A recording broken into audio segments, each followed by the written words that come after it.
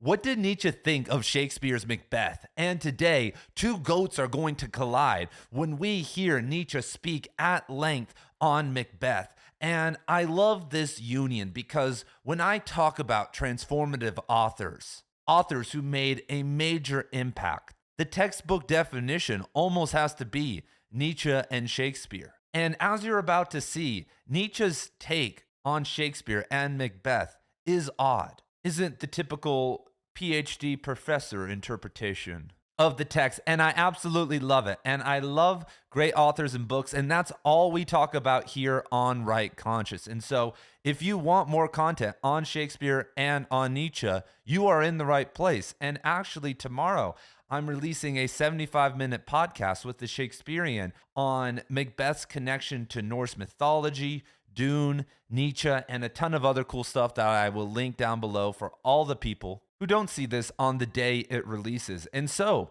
enough for me, everyone. Let us now hear from Nietzsche.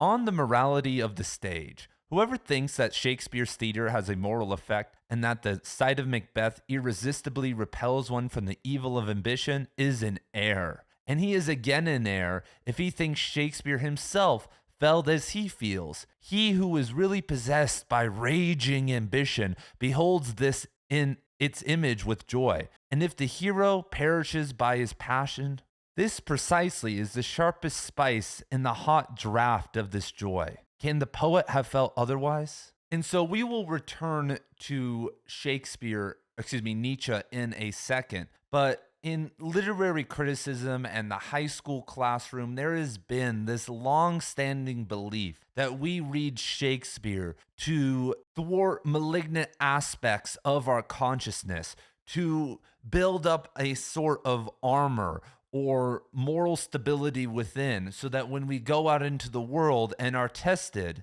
we don't falter. And Nietzsche rejects this kind of conventional view and more provocatively argues that instead that Shakespeare himself did not want us to fall into this moralization of the text. And I love when I mention this because there's always a logic bro in the comment. What about the death of the author? What about Barthes? And hey, I get it. Love the essay. But I respect Shakespeare and Nietzsche and their intentions if we can locate them. And so Nietzsche postulates that instead, there is something subversive going on. And as we'll talk about in a minute, Harold Bloom agrees with this in somewhat of a different way. That instead of reading Macbeth and being horrified that Macbeth just continues to kill people that he knows and falls deeper and deeper into despair and insanity, that Shakespeare intended for us to use Macbeth as a mirror for our own ambition, not to see ourselves as some capitalistic or narcissistic monster, but rather for us to view ourselves and our ambition in fascination and with joy. And so returning to Nietzsche, and this is provocative, I love this. How royally, and not at all like a rogue, does his ambitious man pursue his course from the moment of his great crime? And for those who haven't read Macbeth yet, I'm going to spoil it here. You've had centuries to read it. Epigenetically, or just with the tens of thousands of hours of free time you've had so far. In Macbeth, the main character, Macbeth, commits regicide and kills his king. But then he starts killing all these other people close to him because he becomes further kind of paranoid and insane. Only from then on does he exercise a demonic attraction and excite similar natures to emulation. Demonic means here, in defiance of life and advantage, for the sake of a drive and an idea. Do you suppose that Tristan and Isolde are preaching against adultery when they both perish because of it? This would be to stand the poets on their heads. They, and especially Shakespeare, are enamored of passions as such, and not least of their death-welcoming moods, those moods in which the heart adheres to life no more firmly than a drop of water clings to a glass. And so we can go a lot of ways with this, but I first kind of want to focus on what Nietzsche means here by demonic, because this is obviously a translation. And when people hear demons, especially Christians, are like, demons! Funny enough, I had a friend in high school we nicknamed Chaucer who saw demons. and he got fired from his job years later because he was like driving a forklift and thought he saw a demonic dog and steered into it and crashed the forklift and caused a bunch of damage to some of the merchandise. And because he's so honest, when they asked him, why did you crash? He didn't say, I made a mistake, my hand slipped. He said, I saw a demonic dog. Then they fired him. So Nietzsche doesn't mean the demonic in that sense, but rather a state of almost selfish and reckless and heightened passion, which we've all felt before. We've been all enamored by ambition or by drive before, and it does feel like it's not you. You are taken over by something, whether it's in creativity when you have the muse, or probably more practically for us when we are trying to get better at a sport or really driving hard at our job. And funny enough, this postulation by Nietzsche, aligns with his idea of the Superman, aligns with his idea that the best life is tragic, exuberant, excessive, and in defiance to consensual reality. And in most cases, against self-preservation, as most martyrs and visionaries all throughout history mostly didn't care about. And so I think this is a good time to bring up Harold Bloom, because I like Harold Bloom. Maybe some of you guys don't, but in his book on Macbeth that I read recently, I'm doing Macbeth. I'm a high school teacher. I've got props and stuff. I'm doing Macbeth next quarter with one of my classes. It's going to be such a troll, bro. But Bloom talks about how Macbeth is one of Shakespeare's last works, one of his last, epic and really good works, in that in it, it's a mirror to Shakespeare's creativity, that Shakespeare is trying to talk about how creativity and art is all consuming. And Bloom argues that Macbeth's visions and hallucinations and fantasies, like the dagger he sees before killing Duncan or the ghost, aren't just like typical symbolic devices. And funny enough, someone left a funny comment. I made some video and they were like, what I got from this is that I just need to add a ghost to one of my stories. And it's funny because we talk about, Macbeth and Hamlet being maybe Shakespeare's greatest tragedies.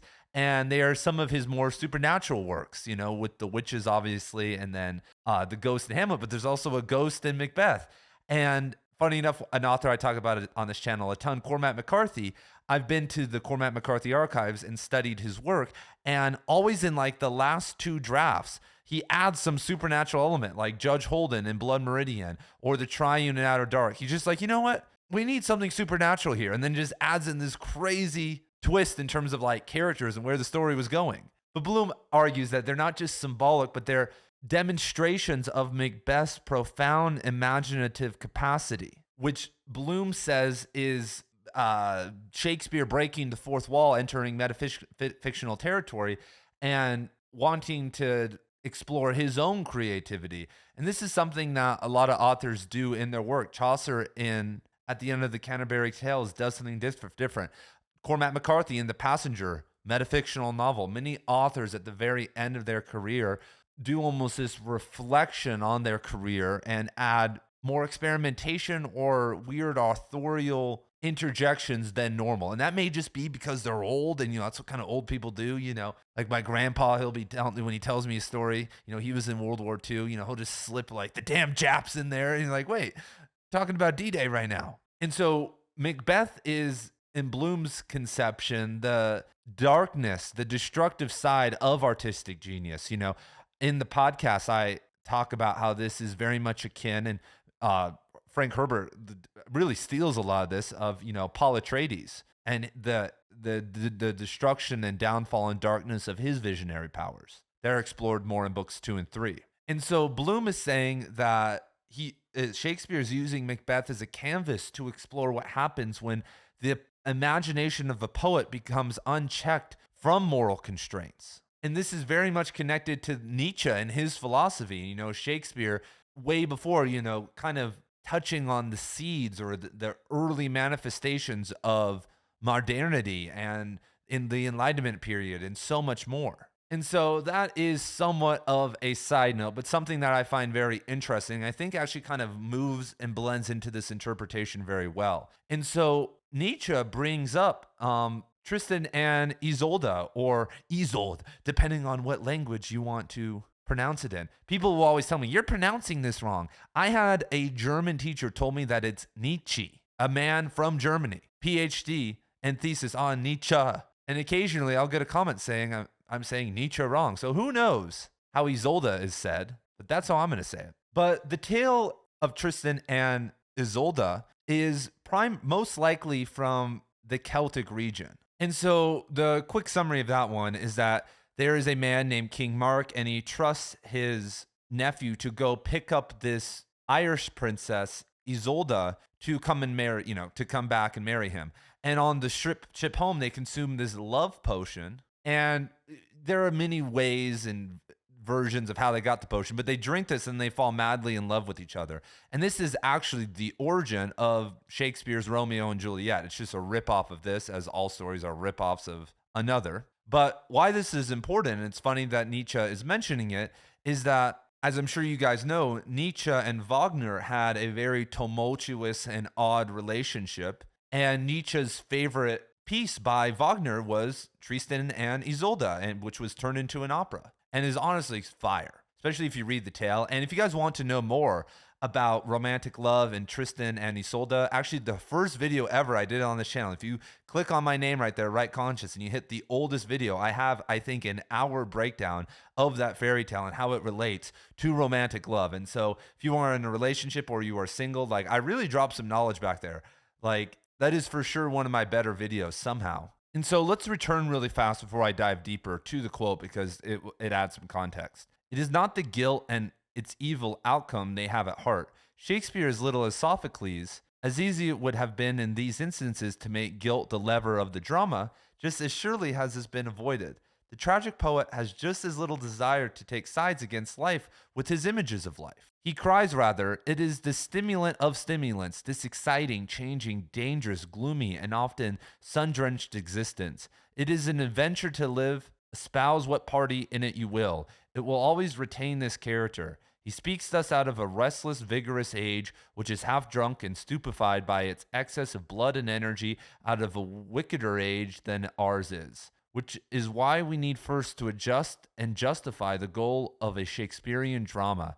That is to say, not to understand it. And so by bringing in Tristan and Isolde and Sophocles, he talks about how these pieces of work, like if you look at Oedipus Rex, they are warnings, but they are rather celebrating the existential intensity, the power, the dread. When I read those stories, even like Romeo and Juliet, not as much Macbeth for some reason, I'm sitting in anticipation. It feels like I'm just oh my God, are they really doing this? No, please, for the love of God. And humans, for some odd reason, all throughout time, and I've witnessed many people do this. I've had many friends who died early, friends who've died in the last couple of years now, and which gets weirder as you get older, but their deaths stemmed from this weird enthusiasm for this nihilistic self-destruction. There's something in their brain just wanted to destroy their reality. But it wasn't some sad boy, oh, woe is me. It was somewhat exuberant. It was passionate. I had a friend, Russell, who died in a skiing accident in Oregon because of some bad choices that were 100% based on his ego. And I could have told you, and I witnessed the entire downfall, the entire tragedy as it was going on. And he knew what was going on. It was coming from this dark place within, and him and everyone else around him that was doing it. It was a fun thing. It was literally a joke to them. And I love Nietzsche's metaphor when he says, those moods in which the heart adheres to life no more firmly than does a drop of water to a glass. And it's interesting that when you look at someone like Carl Jung, he was, and Freud for that matter, they were very much inspired by Nietzsche. When you look at the archetypes and you look at active imagination and really diving into transformative elements of, growth, they are built on the exploration of these archetypes, the exploration of the tyrant and all these different things. I have a friend who is a personal development blogger, and he has been for a while.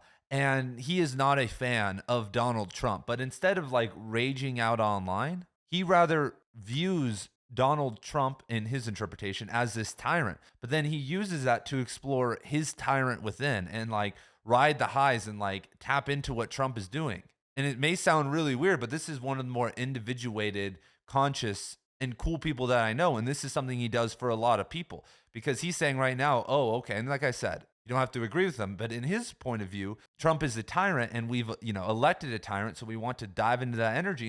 And so he's like, okay, I'll dive into it too. So instead of moralizing and judging and doing these things or rooting it on, he's experiencing the thrill and the extremes, and it's an interesting thing to try. I've done it before. He kind of showed me the power of doing that, but that's something we can also experience in literature. So I talk about transformative writing all the time, but a lot of the time, for me at least, and I agree with Nietzsche here, it doesn't come in these very black and white ways. It's not like I read the book and I'm like, famine is bad or good, or like, wow, colonization is bad. But rather by living through these characters, by then integrating and living through their eyes and with their energy out in the world, even just in small moments, and viewing certain events that are always forthcoming if you put yourself out in the world through that energy, that's when integration and growth happens. And I think that's what is missing in our logic bro world. When you automatically judge and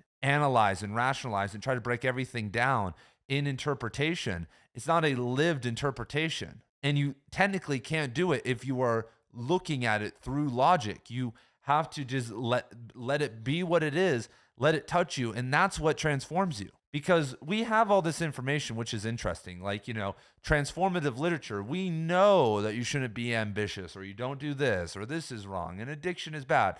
But when you actually read something and let it touch you, what that means is that you are experiencing it. You are empathizing with it. Because there is one degree of separation between understanding and empathizing, but that's the step that everyone is scared to take. Because if you empathize with Judge Holden, if you empathize with Macbeth, that's where you get into weird ground for a lot of people. And their logical mind, their mind connected to consensual reality, where they can't do this or do that, screams alert, alert, alert. And this is why someone like a Kazuo Ishiguro is so good, and why I'm such a fan of his, because with his unreliable narration, he can put us in the mind of a butler or a artist or whoever, and we really feel their interpretation, and he lets us ride through that in probably a better way possible than any other author. That's why you won a Nobel Prize, rightfully so. Which is funny because the content of Kazuo Ishiguro novels isn't really transformative, like at all. Like there's no big moral question where I'm like, wow, that is bad, or like, But after I reading his novels have like really screwed up my mentality and like really like zonked me out a little bit, because I'm like, wait, what am I not seeing? How am I being unreliable? Like, what are these major truths and things that like I'm totally oblivious to?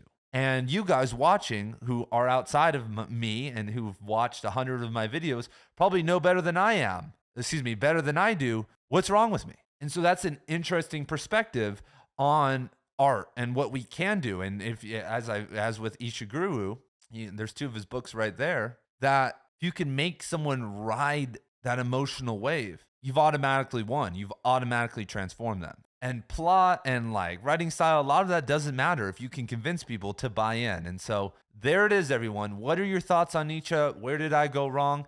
Thank you guys for being here. Funny enough, on Monday, I'm having a Hamlet book club over in the Right Conscious Book Club. The link to my Substack is down below, where I have courses, a book club. I'm starting a Western canon course and going to be doing a bunch of stuff on Shakespeare. I have a Shakespeare club over there. We do one play every single month. And I record all the calls. So eventually we're going to get through, after probably a couple years, all of his plays. And so whenever you are seeing this, if you want to join, we will still be over there toiling away. The groups aren't too big. It's a lot of fun interaction. It isn't judgmental. Lots of beginners, lots of people who've never read Shakespeare before. After we get through some of the big ones, we're going to be in the sticks, and I'm going to be reading a lot of plays I've never read before by Shakespeare. So I'm super excited for this journey. I'm super excited to be here with all of you guys and doing some booktube content again. Expect some more from me. Thank you guys for being here, and I will see you in the next video on Shakespeare and Nietzsche.